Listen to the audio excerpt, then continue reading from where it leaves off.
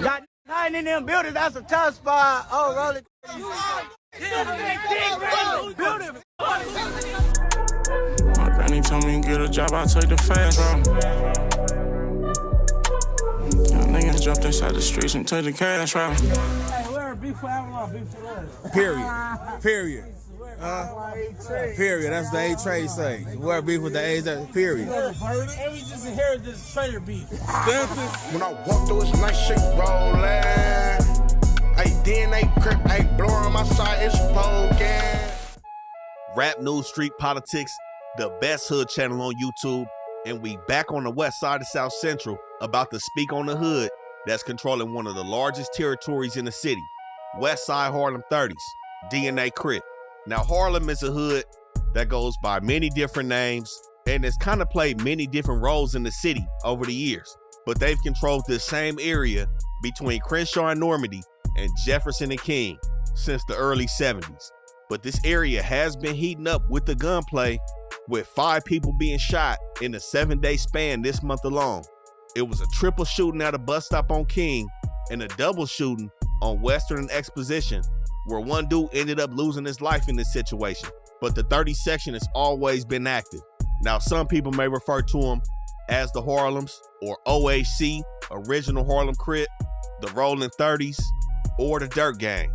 Now, the Dirt Gang really came from the Dirty 30s, which is not a diss to the Harlems. You know, I really see older people using that term Dirty 30s to refer to these dudes, but they still rep the Dirt Gang. And some other terms that we've heard become synonymous with this hood is ASM, NSA, and DNA. So DNA is gonna be just that, the makeup of this hood. Dinker Park, the 9 or 39th Street, and the avenues. Now, 39th Street is gonna be really arguably one of the most notorious sections over here. Everybody know the 9, but the Dinker Park Highheads and the avenues also have reputable members that come out of them sections as well. But like I said, one of the most notable is gonna be the 9. Now, NSA and ASM, those are gonna be kind of newer terms that have really been associated with the Harlem. I would say within the last 10, maybe 15 years, those terms have really become popularized over here in this section. Now, they are derogatory, so I'm not just gonna say them outright, but this is really what the Harlems pushed and what they've been known for over the years, really beefing with all the Bloods. I already talked about it. The reason why I'm really viral is because of the ASM shit. I have a real controversial ass name. ASM is real controversial. So that, first of all, that draws attention. And it wouldn't be no that if it wasn't for, it wouldn't be no ASM if it wasn't for no NSA. I'm just saying it like that. ASM, NSA, that's the same thing. So I can't be ASM if I'm not NSA, and I can't be NSA if I'm not from Harlem, because we're NSA type shit. You know, some of their members claim to be the only Crip hood that beef with all the Bloods in the city. And we know they surrounded by Bloods. To the west, they got the Jungles. North, they got the Biddy Stones and the Rollin 20s. And to the east of them, they got the Fruittown Brims. But we gotta speak on some Crip on Crip beef that the Harlems have also been known to take part in. We're gonna speak on their beef with the Hoovers, which has been said to be like an on, off, and on again type thing. They have went to war with the 40s, and they've went to war with the Avalons as well. But some other allies that they have in this section, of course, they are allied with the 40s. We're gonna speak on the fallout and the comeback of their relationship with the 40s. And we know since they're part of the O-Car with the Rich Rollin, we see them for sure being tight-knit with the 30s to the 100s. Now, one thing everybody knows, the 30s are not neighborhood. But as of today, this may be the closest they've been since their inception to being considered a part of the neighborhood car. And the set that they share their hood with is gonna be West Side ATC, Alley Tiny Criminals. Now, the Harlems is gonna be cool with ATC, and ATC is gonna share their beef with the Bloods as well. Now, we seen a high-profile murder over here in this area that they share off Bud Long and King, where 2 Hispanic brothers were gunned down in broad daylight back here. But like I said, ATC is sharing beef with the Harlems, with the Fruittowns in the 20s, and the Harpies. But some of their main enemies is gonna be across King, beefing with street villains in 18th Street. Fuck a rat and them piggies in blue. And if you fucking with the enemigos, fuck you too. I've been at King Park, posted gang banging in some chucks. Gang unit passing by, we throwing up gang signs. But other hoods Harlem has kind of leaned on throughout the years is right across Crenshaw in the West Boulevards and the Midtown Mob schoolyard. Now, this Midtown West LA area could be somewhat of a confusing situation, especially within the last decade and a half with schoolyard, West Boulevard, and the 30s. We know at one point in the early 2000s and the 90s, schoolyard was beefing with all neighborhood Crips. They was on the fence about whether they was pushing the deuce or the tray, and they was beefing with the West Boulevards. Now, the West Boulevards have always been known to favor the deuce and favor neighborhood Crips, but the schoolyards did get along with the 30s through their trials and tribulations with the 6-0s, or like I've said previously, with all the neighborhoods, because I've seen the schoolyards diss and go at all neighborhoods, from 40s to the 100s. And I've seen schoolyard and 30s kind of hash out differences with like rumbles and situations like that. And I know gunplay between each other. And we know Venice Showline has always been tight-knit with the schoolyards. Tell her mama, stop, take it, stop telling your mama. She already said she's finna come, so she came over on the blitz. Stay still, you was talking, stop running from me. Don't lie, I already know I ain't your one and only. My nigga, bring that shit back, don't stop. Her baby daddy got chips, he said I'm up to get got. So what we see today is the schoolyards have kind of dropped that all hood situation where some members pushing the deuce, some pushing the tray, and they fully gravitated towards this deuce time line because the show lines push the deuce heavy and the West Boulevards push the deuce. And this has kind of brought everything together between the show line, schoolyards, West Boulevards, and the 30s. But another alliance that the 30s has on the east side is with them hoods that's moving coast to coast. We know for a long time they've been tight-knit with the East Coast Crips, pushing Harlem Coast. But they also push 430, which is their alliance between 4-pack gangsters, which is 4 Deuce, 4 Tray, and 4-8 Gangsta Crip on the east side, which has led to their war with the 40 and the 5 Tray Avalons. Had to blow a nigga down, cause he was screaming out sorority. I'm for rich, all the 30s to the 100s, we don't group, but I'm for 436, so what the bonds wanna do? Niggas snitching on the case and testifying about the truth. And that situation with the 4-pack is already one that's been scrutinized by the Gangsta Crips for many years. But since the Harlems have really came closer, especially in today's times, to the neighborhood Crippin', it seems like they've inherited the beef with the gangsters as well. So on the west side, they beefing with the 5-1 Troubles and the Hoovers. Now things kind of get into a circumstantial situation when it comes to the 8 Trays in my eyes. Now, historically, I say circumstantial because I feel like the 8 Trays and the Harlems running into each other, it's more like who tripping.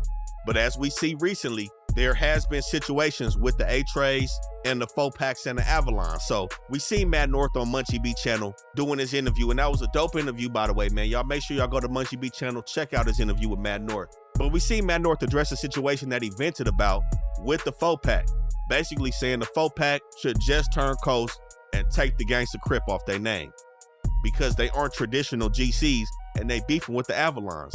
And then we've seen Saint Face from 8 Tray Gangsta say anybody that's beefing with the Avalons, specifically the 4-pack, is beefing with the 8 Tray Gangsters as well. Hey, whoever beef with Avalon, beef with us. Period. Period. Period. That's the 8 Tray say. Whoever beef with the A's, period. And we just inherited this trader beef. That's the seal. Fuck that. Fuck trader. Yeah. Fuck traders. That's what they is. Avalon Gangsta. Hey. And we know the 30s and the 4-pack is cool, and the 30s have beefed it with the Avalons. And that beef, I don't think has fully died out.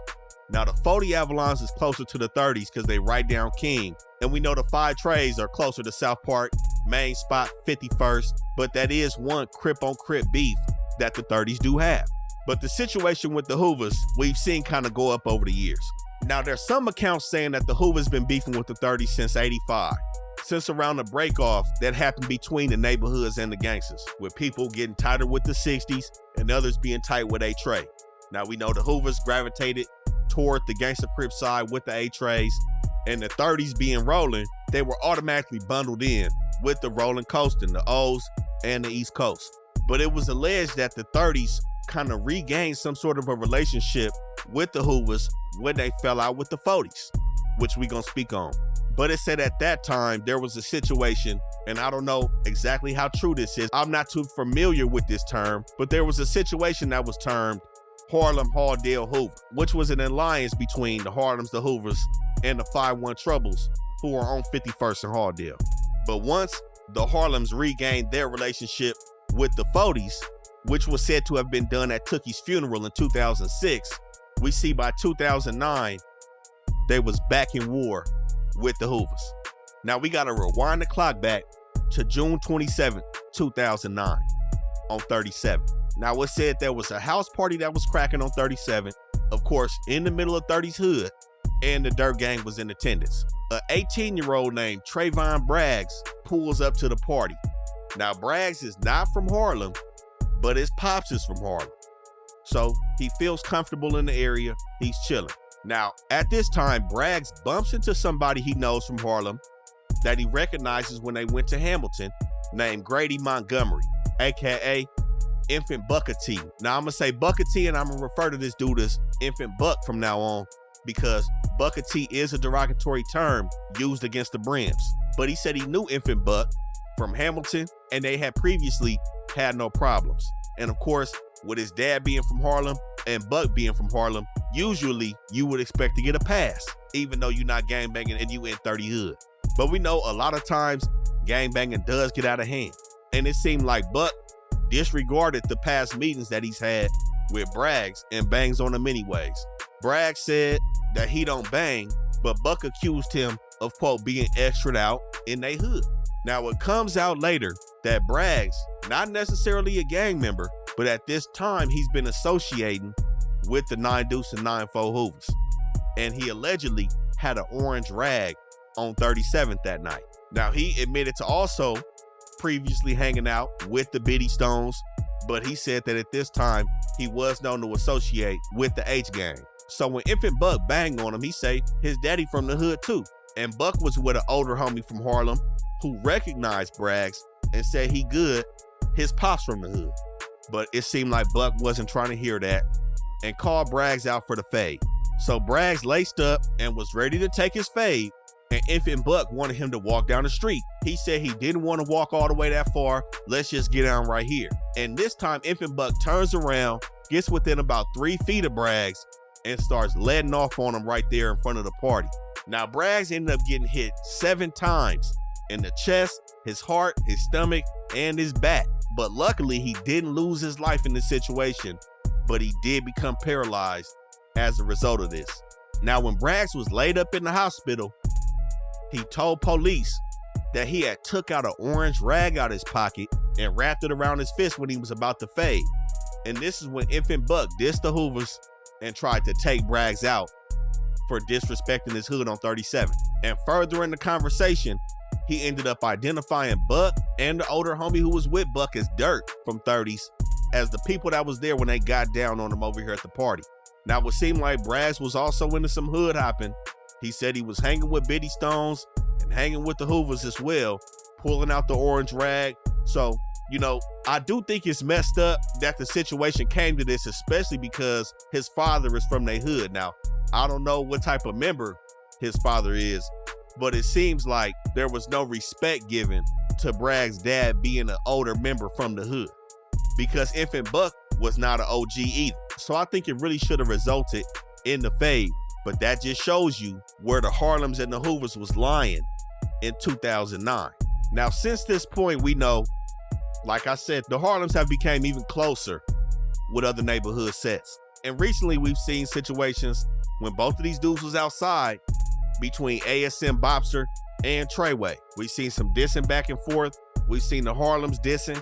We've seen some diss records. We know where the Hoovers lie in this. Push up on the nigga, pop him up like what's poppin' with cuz. R.I.P. to Slowby, I'm in Stockton, I'm hanging with thugs. All them niggas poppin' tough, but they ain't poppin' enough.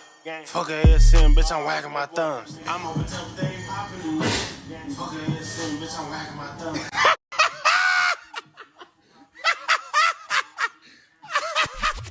But that's not really heavily spoke about, especially because the 40s and the 50s are closer to the Troubles and the 5 Deuces.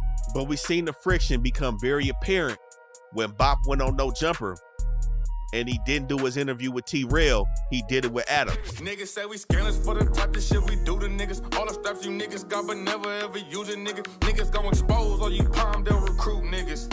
Yeah, they go them trouble in them Hoover niggas. But right before those instances between Treyway and Bop, we seen some back and forth gunplay and homicides between the Seven Foes and the Harlems. Now this started on August 29, 2019, where it said that about 11 in the morning, a dude named Trayvon Winkler was on Flower and 75th in the Seven Foes. Now more than likely, being on Flower, he was probably at a residential spot coming out of somebody's crib who he knew. And it said that two people approached him looking to rob him over here on 75th.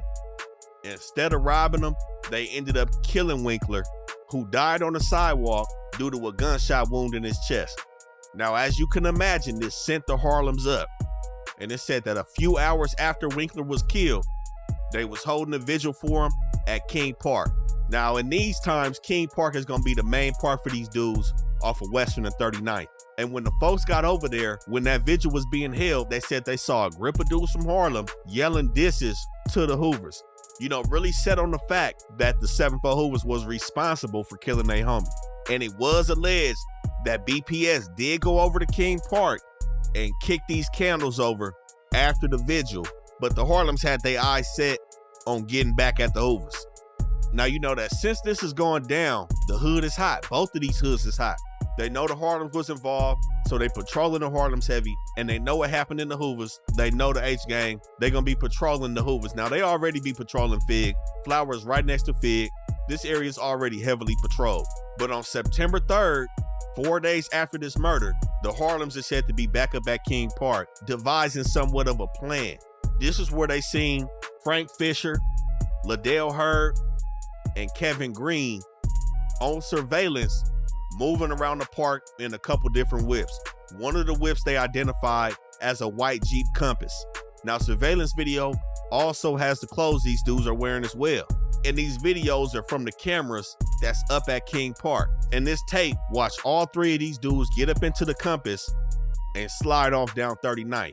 Now, they made their way to about Hoover and Slauson, which is the borderline between the 5 Deuces and the 5-9 Hoovers. Now, I don't know if they tried to find somebody in the 50s, but they made their way closer to where their homie was killed and ended up on 76 and Fig in the 7-4s. Now, at this time, 2 dudes from 7-4 was walking to that portion market on 76. Alan Bowen and another dude who was named TB in the paperwork. It said when they went inside the liquor store, the dudes from 30s rolled past the store on 76. And at about 10:30, Alan Bowen comes outside the store and is waiting on TB to finish buying what he got. Now, it said as soon as Bowen come out the store, 2 dudes jump out the Jeep wearing hoodies, approach him, and bang on him outside the store. And it said that they yelled out Harlem and led off on Alan Bowen, killing him right outside this store on 76 and Fig.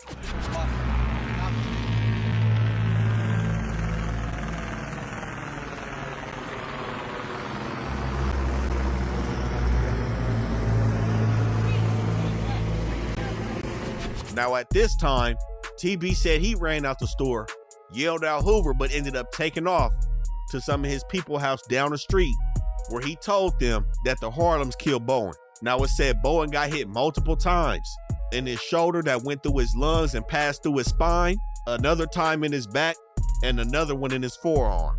And everything was televised on surveillance, as well as the car. Now, the female that came forward as a witness in this case is the female who TB told that the Harlems did it.